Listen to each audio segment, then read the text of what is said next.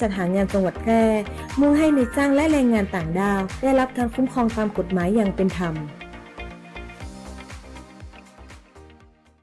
ถ้าชีวิตของคุณคือหนังหนึ่งเรื่องคปภ.เราคงไม่ใช่ผู้กำกับแต่เราคือผู้สนับสนุนที่ทำให้ตัวเอกเช่นคุณได้พบกับฉากจบอย่างแฮปปี้เอนดิ้งดังนั้นทุกเหตุประกันภัยสิทธิ์ของคุณต้องได้รับความคุ้มครองหากเกิดข้อพิพาทบันทึกเหตุการณ์เก็บหลักฐานติดต่อบริษัทประกันภัยและเพื่อความมั่นใจคปภ.พร้อมให้คำปรึกษาเพิ่มเติมทุกกรณีให้ทุกสิทธิ์ของคุณได้รับความเป็นธรรมอย่างแท้จริงสายด่วนคปภ. 1186 Line Official @OIC Connect คปภ.คุ้มครองผู้ทำประกันภัยประกันภัยคุ้มครองคุณหากคุณอยากจะซื้อที่ดินพร้อมอาคารหรือห้องชุดปลูกสร้างอาคารหรือซื้อที่ดินพร้อมปลูกสร้างอาคารต่อเติมซ่อมแซมอาคารหรือจะกู้เพิ่มระยะเวลาในการผ่อนชำระไม่น้อยกว่า3ปีและไม่เกิน40ปีโดยอายุผู้กู้รวมกับระยะเวลาที่ขอกู้ต้องไม่เกิน70ปีอัตราดอกเบี้ยตามเงื่อนไขที่ธนาคารกำหนดสินเชื่อเพื่อที่อยู่อาศัยช่วยคุณได้สินเชื่อเพื่อที่อยู่อาศัยสินเชื่อสำหรับลูกค้าทั่วไปของธนาคารให้กู้ยืมเพื่อที่อยู่อาศัย โทรเลย 054-621-490-5 ทอสแพร่หรือติดต่อได้ที่ธนาคารอาคารสงเคราะห์ใกล้บ้านหรือ LINE GHB Buddyเจริญมอเตอร์เบนซ์มาพบกับชาวจังหวัดแพร่อีกครั้งนำรถ Mercedes-Benz RT GLA 200 C-Class E-Class GLC SUV และล่าสุด CLA 250 Plus รถพลังงานไฟฟ้าวิ่งไกลถึง792กิโลเมตรสัมผัสประสบการณ์การขับขี่สุด Exclusive พร้อมรับข้อเสนอที่ดีที่สุดเฉพาะวันอาทิตย์ที่16สิงหาคมนี้ที่ร้านร่มไม้ใหญ่เวลา 9 นาฬิกาถึง 16 นาฬิกาวันเดียวเท่านั้นสอบถามโทร 053-220-951 หรือคลิก Facebook Benz เจริญมอเตอร์เชียงใหม่เยาวชนคือพลังสำคัญของชาติและเป็นกำลังสำคัญในการสืบสานความมั่นคงของชาติในอนาคตสถาบันพระมหากษัตริย์คือหนึ่งในสถาบันหลักที่อยู่คู่คนไทยมาอย่างยาวนานเป็นศูนย์รวมจิตใจและเป็นแบบอย่างแห่งการทำความดีเพื่อประชาชนการแสดงออกถึงความจงรักภักดีสามารถทำได้ง่ายๆในชีวิตประจำวันเช่นการเป็นคนดีเคารพกติกาสังคมช่วยเหลือผู้อื่นและทำประโยชน์เพื่อส่วนรวมเยาวชนที่มีความรู้ความเข้าใจอย่างถูกต้องจะสามารถส่งต่อคุณค่าที่ดีงามและร่วมกันรักษาความเป็นไทยให้คงอยู่สืบไปขอเชิญชวนเยาวชนไทยทุกคนร่วมกันเรียนรู้ประวัติศาสตร์ชาติไทยสำนึกในพระมหากรุณาธิคุณและร่วมกันทำรงไว้ซึ่งชาติศาสนาพระมหากษัตริย์สำนักงานประชาสัมพันธ์ที่ 3 กรมประชาสัมพันธ์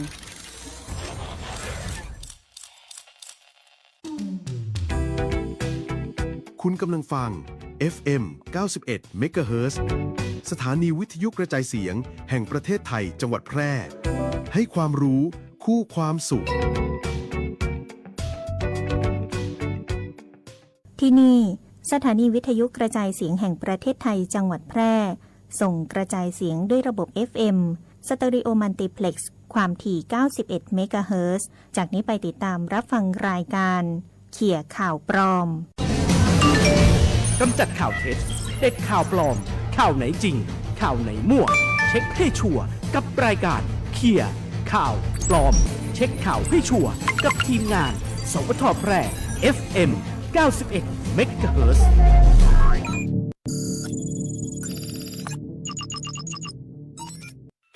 จากนี้ไอนะครับ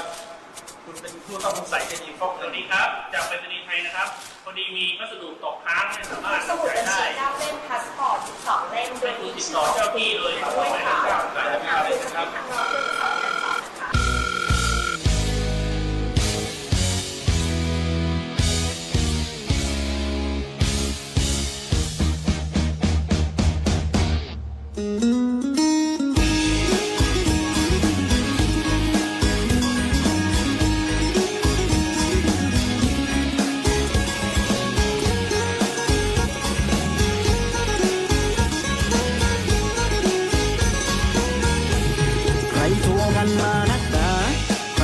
กันมานักหนาบอกเลยน้องจ้าอย่าโอนอย่าโอนระวัง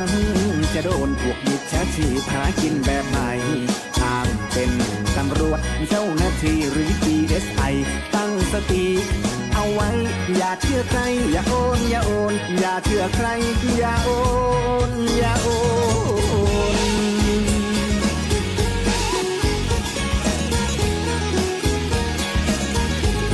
ถูกหลอกขอบอกจำไว้ถูกหลอกขอบอกจำไว้หลอกทั้งหลายคนตั้งโดนอย่าโอนอย่าโอนให้โอนเงินอย่าโอนเด็ดขาดอย่าไปหลงเชื่อตกเป็นเหยื่อของแก๊งอุบาทมันหลอกชัดๆแก๊งข้ามชาติให้โอนอย่าโอนมันหลอกชัดๆแก๊งข้ามชาติให้โอนอย่าโอน โทรมาแล้วพูดจาข่มขู่บอกเลยให้รู้ อย่าโอนอย่าโอน อ้างตัวเป็น DSI มีผู้เสียหายก็ต่างคนต่างโดน ส่งไลน์ให้เราได้เห็นแถมยังเขี้ยวเข็นให้เรารีบโอน อ้างตัวเป็นเจ้าหน้าที่เป็นบุรุษไปรษณีย์ที่แท้คือโจร ความกลัวทำให้ขาดสติแต่จำไว้ดีๆว่าอย่าโอนอย่าโอน จะเป็นใครที่ไหนก็ช่างละบอกเลยดังๆว่านี่คือโจร จะอายัดบัญชีตรวจสอบแถมมันยังตอบว่าจะออกหมายค้นทำเป็นจะมาช่วยเหลืออย่าเชื่อเดี๋ยวเป็นเหยื่อโจร ทำทีโอนสายให้รับปลายเสียงโทรศัพท์คือหัวหน้าโจร เสียเงินแล้วยังเสียใจเสียเงินแล้วยังเสียใจถ้าไม่อยากอับอาย อย่าโอนอย่าโอน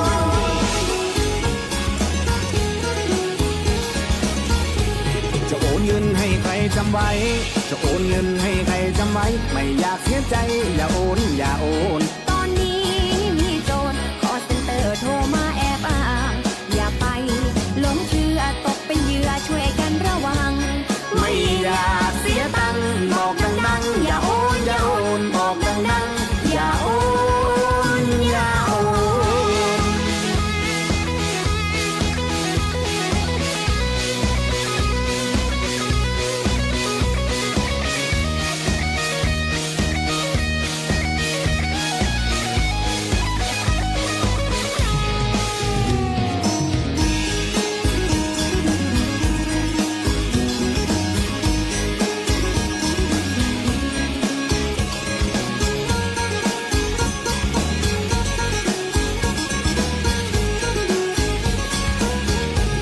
โทรมาแล้วพูดจาข่มขู่บอกเลยให้รู้ อย่าโอนอย่าโอน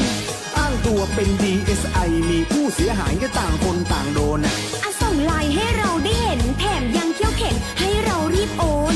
อ้างตัวเป็นเจ้าหน้าที่เป็นบุรุษไปรษณีย์ที่แท้คือโจร ความกลัวทำให้ขาดสติแต่จำไว้ดีๆว่าอย่าโอนอย่าโอน จะเป็นใครที่ไหนก็ช่างละบอกเลยดังๆว่านี่คือโจร จะอายัดบัญชีตรวจสอบแถมมันยังตอบว่าจะออกหมายค้นทำเป็นจะมาช่วยเหลืออย่าเชื่อเดี๋ยวเป็นเหยื่อโจร ทำทีโอนสายให้รับปลายเสียงโทรศัพท์คือหัวหน้าโจร เสียเงินแล้วยังเสียใจเสียเงินแล้วยังเสียใจถ้าไม่อยากอับอาย อย่าโอนอย่าโอน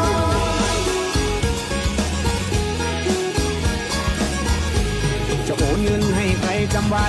จะโอนเงินให้ใครจำไว้ ไม่อยากเสียใจ อย่าโอนอย่าโอน ตอนนี้มีโจรคอเซ็นเตอร์โทรมาแอบอ้างอย่าไปหลงเชื่อตกเป็นเหยื่อช่วยกันระวัง ไม่อยากเสียตังค์บอกดังๆอย่าโอนอย่าโอนบอกดังๆอย่าโอนอย่าโอน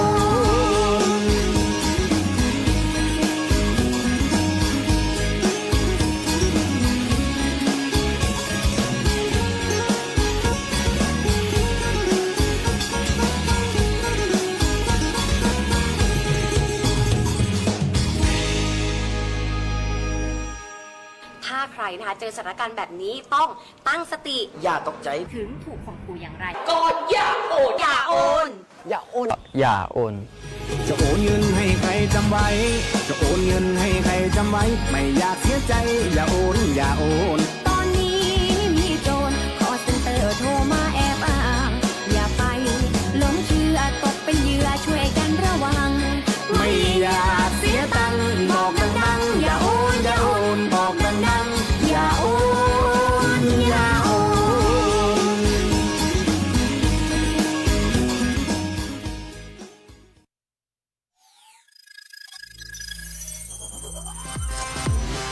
คุณกำลังฟัง รายการเคลียร์ข่าวปลอม โดยสถานีวิทยุสวทแพร่ FM 91 เมกะเฮิรตซ์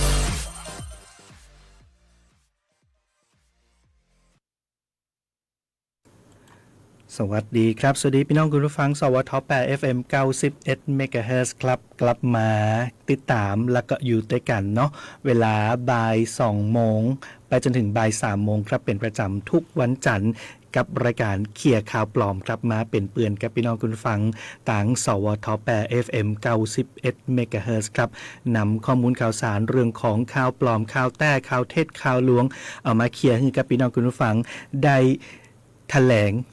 กระจ่างนะฮะแถลงไขกระจ่างเนาะคือหูเต่าตันภัยจากมิจฉาชีพภัยของข่าวปลอมต่างๆนะครับเนาะเพื่อที่จะได้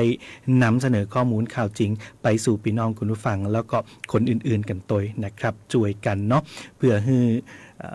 เปื่อนๆนะญาติพี่น้องเปื่อนฝูงเนาะจะได้บ่ตกเป็นเหยื่อของข่าวปลอมนะรวมไปถึงการหลอกลวงของมิจฉาชีพในรูปแบบต่างๆนะครับวันนี้อยู่ในการตั้งสวท8 FM 91 เมกะเฮิรตซ์ครับแล้วก็สามารถที่จะรับฟังผ่านทางวิทยุออนไลน์ของเฮากันตัวนอกไปกันตีสถานีวิทยุกระจายเสียงแห่งประเทศไทยจังหวัดแปร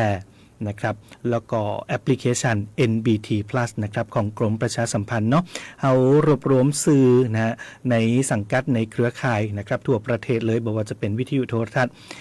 อยู่ในแอปพลิเคชันเดียวนะครับสวทแปก็อยู่ในหันตัวพี่น้องก็สามารถที่จะเข้าไปรับฟังรายการของเฮาผ่านทางแอปพลิเคชันนี้กันได้ครับ NBT Plus ดาวน์โหลดได้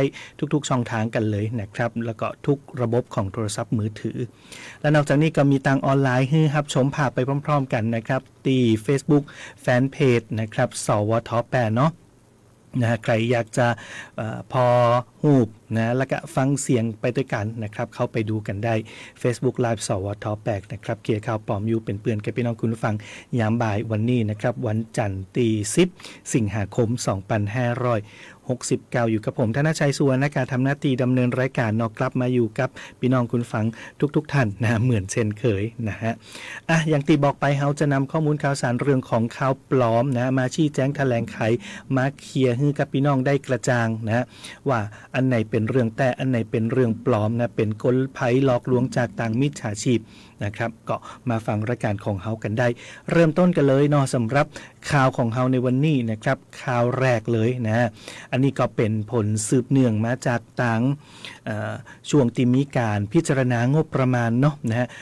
โดยเฉพาะงบประมาณด้านสาธารณสุขนะก็มีการอู้ถึงเรื่องของการดูแลพี่น้องประชาชนนะโดยเฉพาะเรื่องบัตรทองเนี่ยนะครับจริงๆแล้วก็มีงบประมาณไปสนับสนุนตรงนี้นะครับก็มีกระแสข่าวออกมานะว่าจะมีการยกเลิกบัตรทอง30 บาทกับแหมกระแสหนึ่งนะบอกว่าจะให้พี่น้องประชาชนรวมที่จะต้องจ่ายค่ารักษาพยาบาลกันไปตัวทีนี้มันก็มีข่าวออกมานะว่าท่านนายกเนี่ยเตรียมประกาศยกเลิกบัตรทอง30 บาทนะบัตรสวัสดิการแห่งรัฐตัวแล้วก็เบี้ยผู้สูงอายุตัวนะครับอันนี้แทบจะเป็นไปบ่ได้เลยเนาะเท่าที่เฮาหันกระแสข่าวอยู่ตอนนี้เรื่องของการลงทะเบียนบัตรสวัสดิการแห่งรัฐนะฮะจากการตรวจสอบข้อมูลนะก็ยืนยันเลยครับว่าเป็นข้อมูลเท็จนะครับอันนี้เป็นการแถลงมาจากทางโฆษกประจำสำนักนายกรัฐมนตรีเลยเป็นบอกว่ารัฐบาลยังคงเดินหน้าที่จะยกระดับการดูแลระบบหลักประกันสุขภาพแห่งชาติหรือบัตรทอง30 บาทให้พี่น้องประชาชนได้เข้าถึงบริการสาธารณสุขได้สะดวกและก็ครอบคลุมนักยิ่งขึ้นนะครับดังนั้นแล้วก็จะบ่มีการยกเลิกนะฮะบัตรทอง30 บาทณขณะนี้นะครับสิทธิประโยชน์ที่พี่น้องประชาชนสามารถที่จะเข้าถึงนะก็อย่างเช่นสามารถที่จะเข้าไปรับบริการสาธารณสุขได้ทุกที่ทั่วประเทศในเครือข่ายปฐมภูมิของสปสช.หรือว่าสำนักงานหลักประกันสุขภาพแห่งชาติโดยบ่จำเป็นต้องจ่ายใบส่งตั๋วอันนี้คือสิทธิอยู่ในบัตรทองเนาะเข้ารับการรักษาพยาบาลนะในอาการเจ็บป่วยเล็กน้อยอย่างเช่นปวดหัวนะฮะต้องเสียเป็นไข้หวัดนะครับเข้าไปได้เลยตีร้านยาคุณภาพคลินิกเวชกรรมคลินิกทันตกรรมหรือคลินิกพยาบาลตีเข้าร่วมโครงการกับสปสช.รักษาโรคมะเร็งได้ครบวงจรเลยนะครับครอบคลุมถึงการฮื้อเคมีบำบัดการใช้รังสีรักษาและก็ การเข้าถึงยามะเร็งนะแบบพุงเป้าเนาะอันนี้ก็เป็นสิทธิ์ที่อยู่ในหั่นตัวสามารถที่จะรักษาโรคไตได้ด้วยบริการฟอกเลือดด้วยเครื่องไตเทียมนะครับขจัดของเสียต่างช่องหน้าต้องฟรีนะครับแล้วก็รวมไปถึงการผ่าตัดปลูกถ่ายไตและก็แหมโรคหนึ่งนะครับตีใจสิทธิ์ได้นั่นก็คือโรคหัวใจและสมองโดยบริการผ่าตัดทำบอลลูนหัวใจการผ่าตัดสมองและก็ฮือยารักษาโรคหลอดเลือดสมองอุดตันนะครับอันนี้ก็คือเป็นตัวอย่างสิทธิประโยชน์ที่พี่น้องสามารถที่จะใจได้จากระบบหลักประกันสุขภาพแห่งชาติหรือว่าบัตรทอง30 บาทนั่นเองเพราะฉะนั้นแล้วนะครับนะข่าวตีออกมาว่าจะประกาศยกเลิกบัตรทอง30 บาทอันนี้เป็นข่าวปลอมนะครับเป็นข้อมูลเท็จเนาะยืนยันมาแล้วนะครับจากทางโฆษกประจำสำนักนายกรัฐมนตรีครับแห่งหนึ่งข่าวนะครับตีมาพร้อมกับกระแสในช่วงก่อนหน้านี้เหมือนกันเนาะกรณีที่มีเหตุฆาตกรรมนักท่องเที่ยว2พี่น้องชาวรัสเซียเนาะก็สามารถที่จะจับกลุ่มผู้ต้องหาได้แล้วนะฮะแล้วก็มีกระแสสังคมออนไลน์นะว่าเป็นผู้ต้องโทษนะตีผ่านการจำคุกในเรือนจำเนี่ยมาหลายเดือนแล้วนะครับแล้วก็พ้นโทษออกมาแล้วก็มาก่อเหตุแถมนะ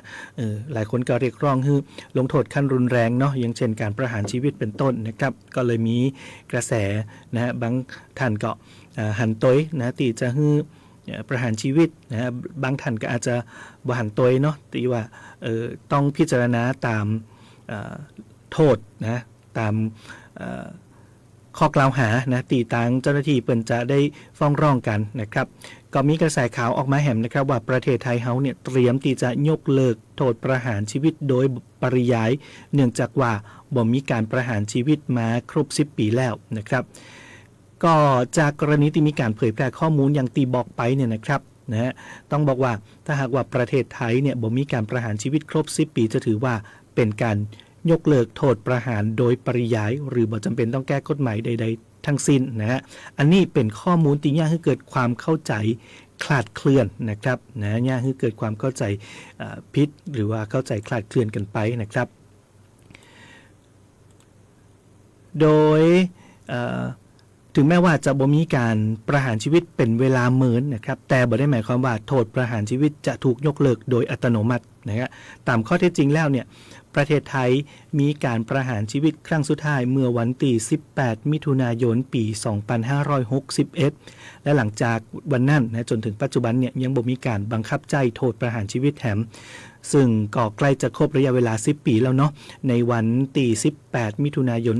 2571 แต่จะได้ก็ตามครับปัจจุบันโทษประหารชีวิตยังคงมีข้อบัญญัติตรงนี้นะบัญญัติโทษเอาไว้อยู่ในกฎหมายไทย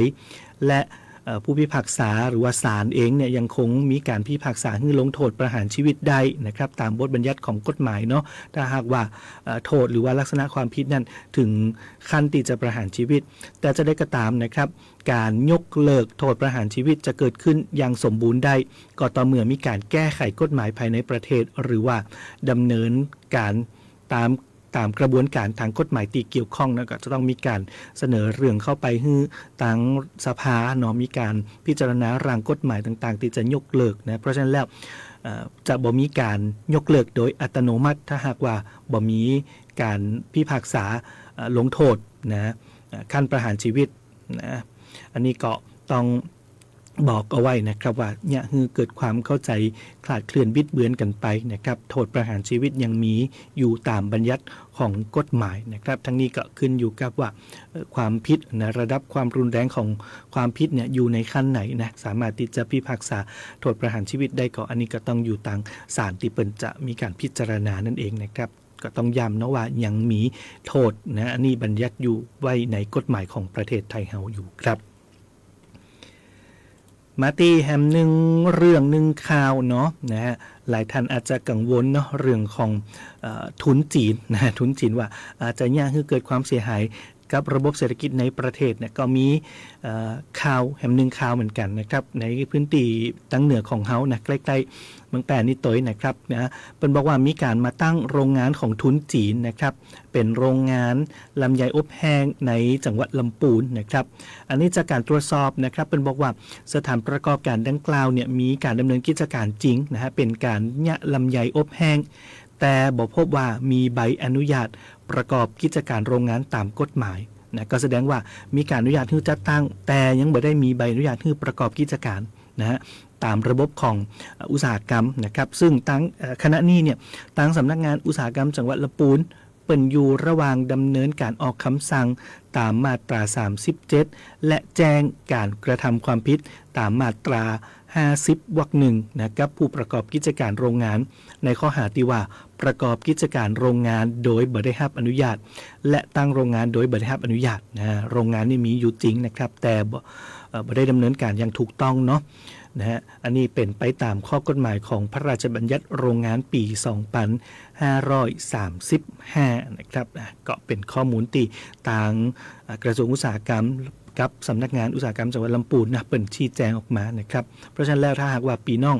ไปปะหันหรือว่ามีเบาะแสเกี่ยวกับการประกอบอุตสาหกรรมนะฮะที่บ่ถูกต้องตามกฎหมายเนาะก็สามารถที่จะแจ้งเจ้าหน้าที่เป็นไปได้นะสำหรับข่าวนี้เนี่ยนะฮะก็เป็นข้อมูลนะที่หลายท่านอาจจะคิดว่าโรงงานเนี่ยดำเนินการตามถูกต้องนะครับแต่แล้วเนาะตัวโรงงานเนี่ยมีอยู่นะฮะแต่บ่ได้รับการอนุญาตนั่นเองเนาะถึงเรื่องของการทำงานนะครับการทำงานต่างประเทศนี่หลายท่านก็สนใจเนาะตอนนี้ก็ยังคงมีอยู่เนาะการลงโฆษณาเชิญชวนให้ไปทำงานต่างประเทศหรือว่าการโฆษณาเชิญชวนให้ทำงานนะครับก็มีข่าวปลอมนะที่บอกว่าทางกรมการจัดหางานได้ออกหนังสืออนุญาตให้บริษัทที่ชื่อว่าบริษัทจัดหางานฟาเอสประเทศไทยจำกัดจัดทำสื่อโฆษณาในการจัดหางานจากการตรวจสอบของหน่วยงานนะเปิ่นบอกว่าตามหนังสืออนุญาตโฆษณาการจัดหางานนะตีระบุเลขที่เอาไว้นะครับนะลงวันที่7 สิงหาคมนะครับถึงขอไปครับวันที่7 สิงหาคม 2566 ถึง7 สิงหาคม 2571 เป็นเวลา5 ปีนะครับเอกสารตัวนี้เนี่ยเป็นเอกสารปลอมเนาะของบริษัทจัดหางานฟาเอสซึ่งบริษัทดังกล่าวเนี่ยไม่ได้มีการยื่นขออนุญาตโฆษณาการจัดหางานตามที่มีการเผยแพร่นะครับก็แสดงว่านะฮะตัวบริษัทเนี่ยนะครับนะการที่จะไปโฆษณาเชิญชวนนะหางานให้คนมาสมัครงานมาทำงานตัวเนี่ยนะครับอันนี้ต้องได้รับอนุญาตนะแต่ตัวบริษัทนี่นะครับมีการเผยแพร่หนังสืออนุญาตนะที่เป็นเอกสารปลอมนะครับดังนั้นแล้วก็ถือว่ากรมการจัดหางานบ่ได้อนุญาตให้บริษัทดังกล่าวในการจัดทำสื่อโฆษณาเพื่อการหางานนั่นเองนะครับก็เป็นการกระทำที่ผิดกฎหมายนั่นเองซึ่งการที่จะโฆษณาจัดหางานได้นะครับก็ต้องได้รับอนุญาตซึ่งกฎหมายกำหนดเอาไว้นะครับว่าสามารถอนุญาตได้ครั้งละบ่เกิน30 วันและขยายระยะเวลาได้เพียง1ครั้งนะบ่เกิน30 วันนะครับบ่สามารถอนุญาตยาวได้ถึง5 ปีนะตามหนังสือติเอกสารปลอมตัวนี้แอบอ้างนะครับดังนั้นแล้วถ้าหากว่าพี่น้องไปปะไปหันบริษัทจัดหางานที่ชื่อว่าบริษัทจัดหางานฟาเอสประเทศไทยจำกัดและมีการโฆษณาเชิญชวนให้คนไปสมัครงานไปทำงานตัวเนี่ยนะครับอันนี้ระวังเนาะที่จะเข้าข่ายการถูกหลอกลวงขึ้นมาได้นะครับแห่งหนึ่งบริษัทนะครับอ้างว่าเปิดรับแรงงานไปทำงานต่างประเทศอย่างถูกต้องตามกฎหมายนะครับนั่นก็คือบริษัทจัดหางาน International Job Agency นะครับรับสมัครผ่านเพจ Facebook ตัวต้องยืนยันเอาจะนี่จากข้อมูลของกรมการจัดหางานกระทรวงแรงงานบอกว่าบริษัทดังกล่าวบ่ได้จดทะเบียนจัดหางานเพื่อไปทำงานต่างประเทศกับกรมการจัดหางาน หากพบเห็นการโฆษณาจัดหางานจากเพจดังกล่าวอย่าหลงเจือนะครับนะย้ำจื่อเพจให้พี่น้องผู้ฟังได้หันกันได้ฟังกันแหลมสักกรรมเนาะบริษัทจัดหางาน International Job Agency นะครับหากพบเห็นการโฆษณาจัดหางานจากเพจดังกล่าวโปรดอย่าหลงเจือแล้วก็ฮือหลีกเลี่ยงตัวซึ่งการโฆษณาจัดหางานเพื่อปาคนไปทำงานต่างประเทศทำได้เฉพาะผู้ได้รับอนุญาตเต่าอันนะครับบริษัทนี้บ่ได้รับอนุญาตจากกรมการจัดหางานก็ขอเตือนเนาะผู้ที่สนใจที่จะไปทำงานต่างประเทศโปรดตรวจสอบข้อมูลของบริษัทจัดหางานให้รอบคอบไว้ก่อนเพื่อป้องกันบ่ให้ค้นหางานหรือว่าในจ้างสถานประกอบการนะไปถูกหลอกลวงเนาะจากกลุ่มมิจฉาชีพนะครับนะก็สามารถที่จะเช็คข้อมูลกันได้กับทางสำนักงานจัดหางานจังหวัดทุกจังหวัดหรือว่าในพื้นที่ของกรุงเทพมหานครเองเนาะก็มีสำนักงานจัดหางานพื้นที่อยู่หรือตรงเข้าไปเลยครับที่กล่องทะเบียนจัดหางานกลางและคุ้มครองค้นหางานนะครับกรมการจัดหางานกระทรวงแรงงานนะครับหรือโทรสายด่วน1694ของกรมการจัดหางานเพื่อตรวจสอบข้อมูลกันได้นะครับบ่ว่าจะเป็นบริษัทไหนต่างๆเนาะถ้าหากว่ามีการรับสมัครหรือว่าประกาศนะเชิญชวนคนไปทำงานต่างประเทศต้องได้รับอนุญาตตรวจสอบบริษัทกันให้ดีก่อนเนาะก่อนที่จะลงเจือนั่นเองนะครับเพราะฉะนั้นอันจะเกิดความเสียหายกับทรัพย์สินนะฮะถูกหลอกลวงนะครับกับพี่น้องประชาชนแทนที่จะได้ไปทำงานหาเงินมาดูแลครอบครัวดูแลตัวเองกลายเป็นว่าต้องสูญเสียเงินทองกันไปนะและกลับมาเลยไปทำงานนั่นเองนะครับฝากเตือนกับทุกท่านตัวนอที่ต้องการไปทำงานต่างประเทศครับข้อมูลข่าวลือนะข่าวปลอมเกี่ยวกับความขัดแย้งระหว่างไทยกัมพูชาก็ยังคงมีอยู่เนาะสถานการณ์ก็ยังบ่สงบดีนะครับก็มีกระแสข่าวมาแหมแล้วนะครับว่าต่างประเทศกัมพูชาเนี่ยสั่งห้ามนำร่างผู้เสียชีวิตชาวกัมพูชานะที่เสียชีวิตจากประเทศไทยส่งกลับไปประเทศของต้นทางเนาะอันนี้หลายท่านพอได้ยินหันจะนี่อาจจะเกิดความกังวลใจถ้าเกิดว่ามันกลับไปไม่ได้แล้วจะได้กับกลายว่าเป็นภาระของประเทศไทยเขาก็แน่นอนนะฮะจากการตรวจสอบนะก็โดยทางกระทรวงการต่างประเทศเนาะเป็นบอกว่าบอกเคยมีการออกคำสั่งนะฮะหรือว่านโยบายห้ามน้ำร่างผู้เสียชีวิตชาวกัมพูชากลับประเทศนะบอกว่าจะเป็นทั้งฟังของรัฐบาลไทยเองหรือว่ารัฐบาลกัมพูชาบอกฮู้ข่าวนี้มันโผล่ขึ้นมาได้จะใดเนาะนะฮะก็กลายเป็นข่าวปลอมขึ้นมานะครับซึ่งการส่งคืนร่างของผู้เสียชีวิตนะข้ามพรมแดนระหว่างประเทศเนี่ยนะสามารถที่จะยังคงดำเนินการได้ตามกระบวนการทางกฎหมายและกระบวนการของมนุษยธรรมได้ตามปกติอยู่นะครับบ่มีประกาศสั่งห้ามเนาะโดยที่ผ่านมาเนี่ยต้องบอกว่ามักจะมีข่าวลือหรือว่าข้อมูลเท็จเกี่ยวกับสถานการณ์ชายแดนไทยกัมพูชานะรวมไปถึงสถานการณ์ของแรงงานข้ามชาตินะครับของทั้งสองประเทศแพร่กระจายอยู่บ่อยครั้งเพื่อเป็นการสร้างกระแสให้เกิดความเข้าใจผิดเนาะนะฮะก็มันมีกระแสข่าวอย่างต่างๆออกมาเวลาเขาเกิดการสู้รบหรือว่ามีความขัดแย้งขึ้นมาก็เป็นการสร้างความเข้าใจผิดระหว่างพี่น้องประชาชนทั้งสองประเทศคือสถานการณ์มันรุนแรงขึ้นเนาะโหมกระพือไฟนะจากคนในทั้งสองประเทศเองนะครับดังนั้นแล้วก็ต้องเวลาเขาหันข้อมูลข่าวอย่างต่างๆแล้วนี่นะต้องตรวจสอบกันก่อนเนาะเรื่องของสถานการณ์ความขัดแย้งระหว่างไทยและกัมพูชานะครับและแหมตีสำคัญหนึ่งเนาะเรื่องของอาณาเขตหรือว่าดินแดนนะครับก็มีการคัดแย้งกันอยู่บ่อยๆนะเกี่ยวกับประเด็นนี้นะครับซึ่งในพื้นที่ของบ้านหนองยาแก้วนะที่เป็นหมู่บ้านที่อู้ถึงอยู่ตลอดในหน้าสื่อนะเกี่ยวกับข่าวของสถานการณ์ไทยกัมพูชาเนี่ยนะครับทาง JBC นะครับ JBC ก็คือคณะกรรมาการเขตแดนห่วมไทยกัมพูชาเนาะเป็นยืนยันว่าพื้นที่นี้เป็นพื้นที่ของไทยอย่างชัดเจนนะครับบ่ใช่พื้นที่ทับซ้อนนะบ่ใช่พื้นที่ทับซ้อนแต่อย่างใดเพราะฉะนั้นต้องออกมาชี้แจงจะนี่นะครับเพื่อที่ว่ามีการเคลมนะฮะต้องอวดจะนี่มีการเคลมจากฝั่งประเทศเพื่อนบ้านนะก็อาจจะยากให้ประเทศ ฝั่งไทยของเขาเนี่ยเกิดความบ่พอใจขึ้นมานะครับกองทัพไทยเป็นยืนยันว่าพื้นที่ของบ้านหนองย่าแก้วอยู่ในเขตอธิปไตยของไทยบ่ใจพื้นที่ทับซ้อนที่เกิดจากความแตกต่างของการหลากเส้นตรงนะระหว่างลักเขตแดนที่42และ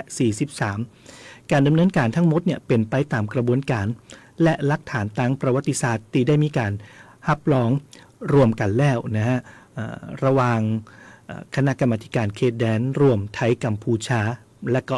ภายใต้บันทึกความเข้าใจของทั้งสองประเทศซึ่งจากผลการสำรวจลักเขตแดนทั้งหมด74ลักนะซึ่งรวมถึงเขตแดนที่42ตั้งอยู่ที่บ้านหนองยาแก้วนะและลักเขตแดนที่43บ้านโนนหมากมุนถูกกำหนดแนวเขตแดนในพื้นที่ดังกล่าวเนี่ยนะครับไล่เรียงกันไปเลยนะฮะพร้อมกับตามหลักฐานบันทึกที่เป็นวาจาบันทึกของในอดีตเนาะก็คือข้าหลวงปักหลักเขตแดนระหว่างสยามและอินโดจีนของฝรั่งเศสนะฮะหลายปีมาแล้วนะครับตั้งแต่ปีคริสตศักราช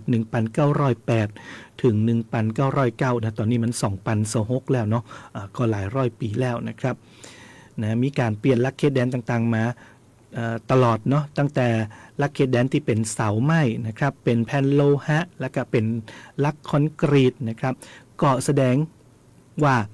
พื้นที่ตรงเนี้ยเป็นของไทยนะครับจะได้ก็ตามนะเป็นของไทยบ่ใจพื้นที่ทับซ้อนดังนั้นแล้วนะก็เป็นข้อยืนยันนะก็บอกว่าแถมฝั่งหนึ่งเป็นจะยอมรับกันเนาะแต่พี่น้องคนไทยสบายใจกันได้ว่าเขตแดนตรงนี้เนี่ยเป็นของต่างฝั่งประเทศไทยของเขาอย่างแน่นอนนะครับอันนี้ก็สร้างความเข้าใจถูกต้องเนาะกับพี่น้องประชาชนคนไทยครับ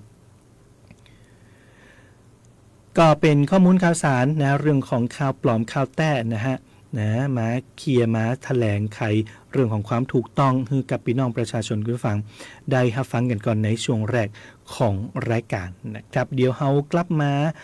ติดตามข่าวกันตอนในช่วงที่2นะครับยังมีข่าวสารอื่นๆให้ได้ฟังกันอยู่เนาะช่วงนี้ไปพักกันสักกำครับ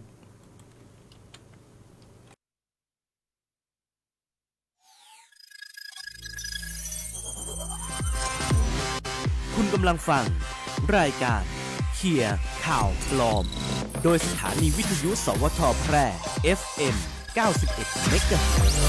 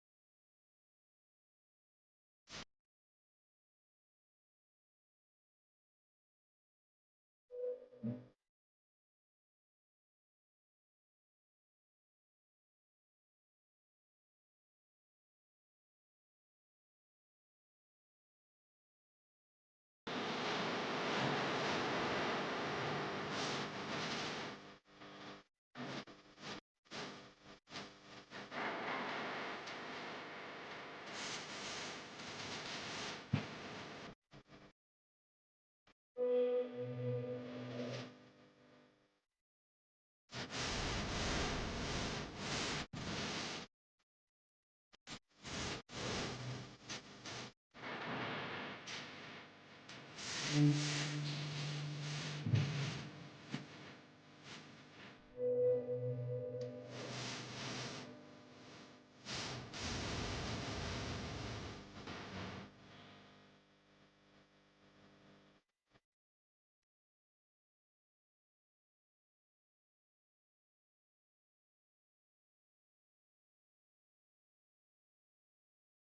ัสดีเจ้าน้ำตาลพิจักคณะนะเจ้า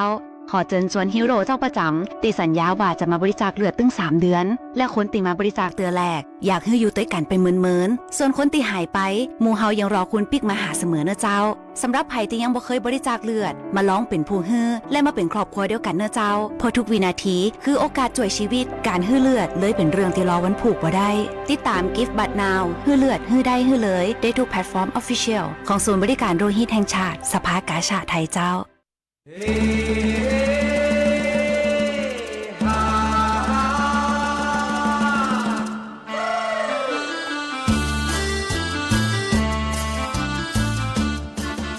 เก้ายางแก่สุดโสมเสียหายฮื้อผลผลิตน้อยการยางแห่งประเทศไทยสนับสนุนปลูกแตนด้วยยางพันธุ์ดีไร่ละ 20,000 บาทและปลูกแตนด้วยพืชอื่นไร่ละ 12,000 บาทแค่เป็นเกษตรกรตีขึ้นทะเบียนกับกยท.มีส่วนบนพื้นที่ดินถูกกฎหมายเก้ายางอายุเกิน25 ปียื่นกำขอได้ตามสิทธิ์เลือกรูปแบบปลูกแตนทั้งปลูกยางพันธุ์ดีไม่ยืนต้นเศรษฐกิจหรือสวนยางยั่งยืนมีเงินทุนพร้อมช่วยเหลือติดต่อได้ที่054-069-605การยางแห่งประเทศไทยจังหวัดแพร่ลมทุ่งพัดโชยชื่นช่ำสาวสาวอาบน้ำที่ลำประโด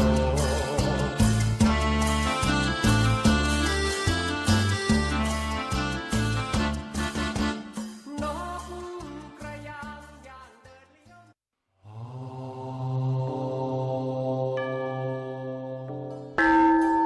จังหวัดแพร่ขอเชิญสร้างบารมีเสริมมงคลชีวิตตามเส้นทางท่องเที่ยวนมัสการพระธาตุพันปีสักการะพระธาตุช่อแฮพระธาตุดอยเล็งพระธาตุสิงหอุตรนครพระธาตุสีชุมพระธาตุหลวงชัยช้างค้ำพระธาตุหัวควงพระธาตุปงสนุกพระธาตุพระร่วงพระธาตุปูแจพระธาตุแหลมลี่พระธาตุขวยปูพระธาตุจอมแจ้งพระธาตุเนิ้งพระธาตุไหสร้อยและพระธาตุห้วยอ้อสายมูห้ามพลาดไปเคาะระฆังให้ดังระเบิดให้ชีวิตสุดบันเจิดปังปังปังสาธุเที่ยวแพร่เที่ยวสนุกได้ความสุขทุกฤดู คนแพร่นี้ใจงาม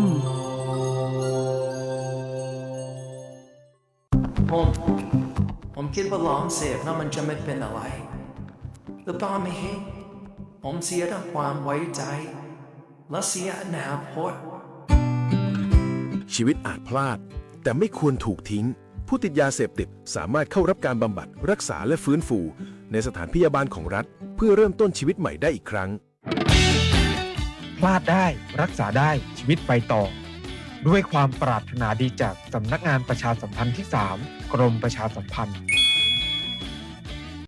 ปัจจุบันการเคลื่อนย้ายแรงงานระหว่างประเทศของไทยเริ่มเปลี่ยนแปลงโดยเฉพาะอย่างยิ่งการเคลื่อนย้ายแรงงานจากประเทศเพื่อนบ้านได้แก่เมียนมาลาวและเวียดนามโครงสร้างของประชากรที่เปลี่ยนแปลงไปสู่สังคมสูงอายุจึงมีความจำเป็นที่ต้องนำแรงงานต่างด้าวมาทดแทนกำลังแรงงานไทยที่ยังไม่เพียงพอในหลายกิจการสำนักงานจัดหางานจังหวัดแพร่เป็นหน่วยงานหลักที่ให้บริการจัดหางานแก่ประชาชนทุกกลุ่มเป้าหมายรวมถึงการควบคุมการทำงานของคนต่างด้าวซึ่งปัจจุบันได้นำระบบ e-work permit เข้ามาอำนวยความสะดวกในการให้บริการแก่นายจ้างสถานประกอบการและแรงงานต่างด้าวในกระบวนการการรับคำขอการแจ้งการทำงานของคนต่างด้าวและการผลิตใบอนุญาตการทำงานทั้งนี้สามารถรับชมวิดีทัศน์การให้บริการผ่านระบบ e-work permit ได้ที่เพจ Facebook สำนักงานจัดหางานจังหวัดแพร่หรือสอบถามรายละเอียดเพิ่มเติมผ่านแอปพลิเคชัน LINE Official S435DEAQA หมายเลขโทรศัพท์ 0545117721 หรือ 0545118807 และสายด่วนกรมการจัดหางาน 1506 กด 2 สำนักงานจัดหางานจังหวัดแพร่มุ่งให้นายจ้างและแรงงานต่างด้าวได้รับการคุ้มครองตามกฎหมายอย่างเป็นธรรม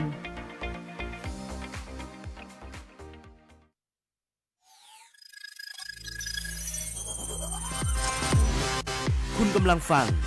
รายการเคลียร์ข่าวปลอมโดยสถานีวิทยุสวทแพร่ FM 91 เมกะเฮิรตซ์กลับมาติดตามกันต่อนะครับกับเคลียร์ข่าวปลอมเนาะอยู่เป็นเปื่อนกับพี่น้องคุณผู้ฟังยามบ่ายจะนี่ยังคงมีข้อมูลข่าวสารที่เป็นประโยชน์มาฝากกันนะฮะมาต่อกันเลยเนาะช่วงนี้หน้าฝนนะครับพี่น้องคุณผู้ฟังใครใจรถใจถนนต้องระวังเนาะโดยเฉพาะทันทีขับขี่รถใหญ่นะฮะบางทีมอเตอร์ไซค์ก็ต้องระวังตัวเนาะเปิ้นบอกว่าขับรถย่ำน้ำนะแล้วก็ไปเสด็จใส่คนอื่นเนี่ยอาจมีโทษจำคุกเลยนะครับนะจำคุกบ่เกิน1 ปีหรือว่าปรับสูงสุด 20,000 บาทนะครับใครใจรถใจถนนกันอยู่เนาะครับรถผ่านช่วงนี้มันเป็นแอ่งน้ำขังนะฮะก็ต้องชะลอความเร็วน้อยแล้วก็เหลียวซ้ายและขวาพอว่าจะมีคนเดินถนนอยู่ตรงข้างกอนะครับหรือว่ามีถ้าว่าเป็นรถใหญ่เนาะมีมอเตอร์ไซค์นะฮะขนาบอยู่ตัวกอนะครับให้ระวังเนาะบดีไปย่ำน้ำนะฮะเอารถปาดเข้าไปย่ำน้ำแล้วก็ระวังน้ำมันจะสะเด็นใส่คนอื่นนะเปิ่นก็ได้รับความเสียหายเนาะนะครับตามพระราชบัญญัติจราจรทางบกเป็นบอกว่าผู้ใดเนี่ยขับรถในลักษณะตีหันว่าบอกคำนึงถึงความปลอดภัยในชีวิตหรือร่างกายของผู้อื่นต้องระวังโทษจำคุกบ่เกิน1 ปีหรือปรับตั้งแต่5,000 ถึง 20,000 บาทหรือทั้งจำทั้งปรับแต่ถ้าเป็นกรณีเจตนานะฮะเจตนาย่ำน้ำกระเด็นใส่นะฮะจนเนี่ยให้เกิดมีทรัพย์สินเสียหายก็อาจจะเข้าข่ายความผิดตามประมวลกฎหมายอาญาฐานตีเนี่ยฮือเสียทรัพย์นะฮะตามมาตรา358อันนี้โทษนักขึ้นไปแห่มนะครับระวังโทษจำคุกบ่เกิน3 ปีปรับบ่เกิน 60,000 บาทหรือทั้งจำทั้งปรับนะครับเพราะฉะนั้นแล้วช่วงนี้เนาะฝนตกน้ำมันจะท่วมขังบนพื้นผิวจราจรกันอยู่นะครับก็ขอให้ใจความระมัดระวังเพื่อแผ่ถึงผู้ใจต่างท่านอื่นๆกันตัวนะฮะบอกว่าจะเป็นคนเดินเท้านะฮะรถน้อยนะอย่างเช่นจักรยานหรือว่ามอเตอร์ไซค์นะครับและยิ่งไปกว่านั้นแฮมตีต้องใส่ใจเป็นพิเศษก็คือทันตีขับขี่รถใหญ่นะรถเก๋งรถกระบะรถบรรทุกนะเพราะว่ารถต่างๆเหล่านี้เนาะเวลาผ่านน้ำไปเนี่ยนะฮะผ่านช่วงน้ำขังเนี่ยนะครับมันก็ยากคือเกิดแรงที่จะฉีดน้ำนะคือกระเซ็นนะไปได้หนักกว่านะรถน้อยนะครับก็เพื่อแผ่นะมีน้ำใจให้กันตัวเนาะเวลาใจรถใจถนนนะครับอันนี้ก็เป็นข้อกฎหมายอย่างหนึ่งนะที่เกี่ยวข้องกับการขับขี่นะในช่วงหน้าฝนนี้นั่นเองนะครับมาเป็นข้อมูลดีๆฝากให้กับพี่น้องประชาชนคุณผู้ฟังนะครับจากต่างเพจของกระทรวงยุติธรรมเปิ่นบอกเอาไว้นะครับแถมหนึ่งเรื่องเนาะสำหรับพ่อแม่ผู้ปกครองนะที่มีน้องๆบุตรหลานนะครับนะแล้วก็จะเดินทางไปต่างประเทศนะบอกว่าจะเป็นเดินทางคนเดียวเดินทางกับพ่อแม่ผู้ปกครองเดินทางกับญาติๆนะครับออกนอกประเทศอันนี้นะลักๆเนาะถ้าหากว่าจะเดินทางนะออกนอกประเทศของเขาก็คงจะไปตีสนามบินใหญ่สุวรรณภูมินะตีดอนเมืองนะหรือว่าถ้าใกล้ๆนี่กับเชียงใหม่นะก็มีไฟตีมีเที่ยวบินตีจะเดินทางไปต่างประเทศได้ด้วยเหมือนกันอันนี้ต่างตรวจคนเข้าเมืองนะเปิ่นบอกว่ามีมาตรการใหม่ออกมานะครับเด็กตีอายุต่ำกว่า18 ปีจะเดินทางออกนอกประเทศจะต้องแสดงสูติบัตรตัวนะครับก็คือใบเกิดนั่นเองเนาะนะบัจจัยเฉพาะแค่มี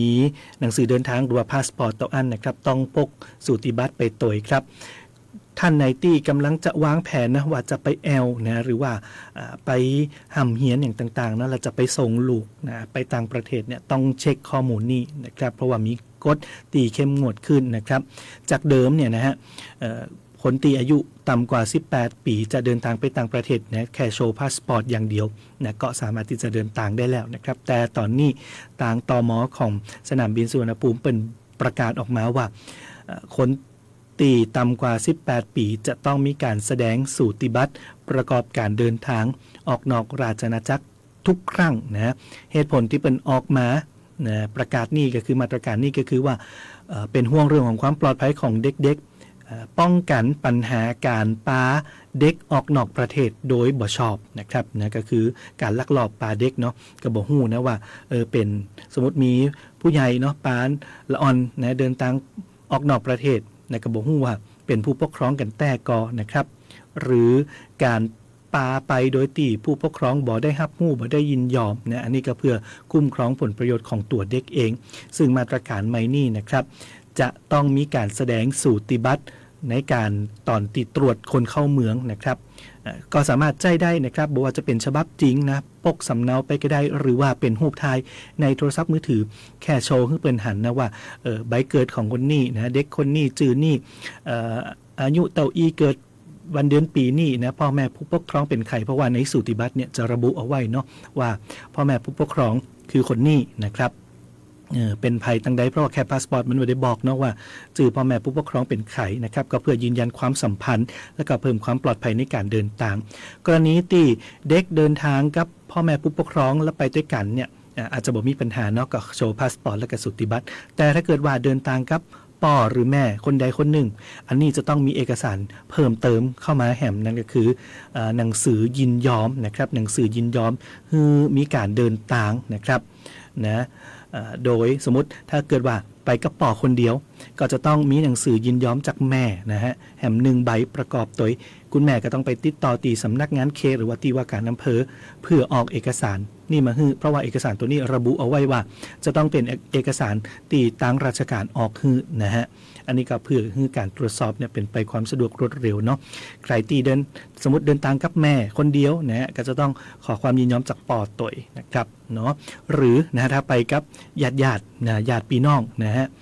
ลุงป้าน้าทั้งพ่อทั้งแม่ก็ต้องอนุญาตตัวเพราะว่า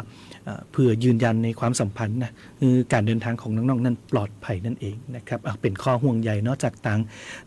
สำนักงานตรวจคนเข้าเมืองนั่นเองนะครับก็ต้องรับทราบกันเอาไว้ตัวเนาะท่านในที่กำลังจะพาน้องๆไปแอลนะครับก็ต้องเตรียมเอกสารต่างๆเหล่านี้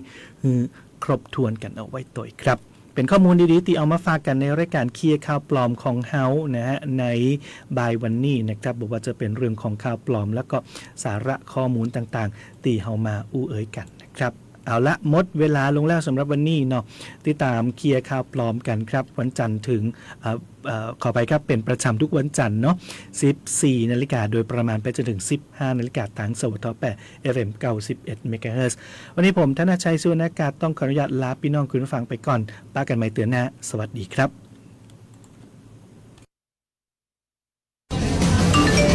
กำจัดข่าวเท็จเด็ดข่าวปลอมข่าวไหนจริงข่าวไหนมั่วเช็คให้ชัวร์กับรายการเคลียร์ข่าวปลอมเช็คข่าวให้ชัวร์กับทีมงานสวทแพร่ FM 91 เมกะเฮิรตซ์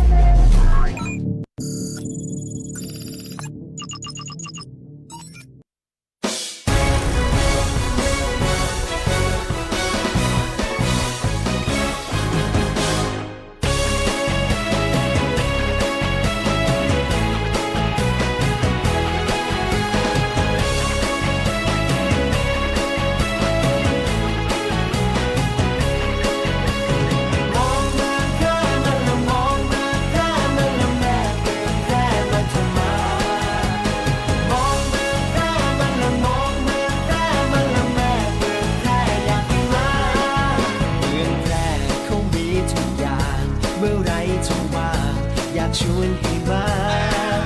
วันงานพระธาตุช่อแห่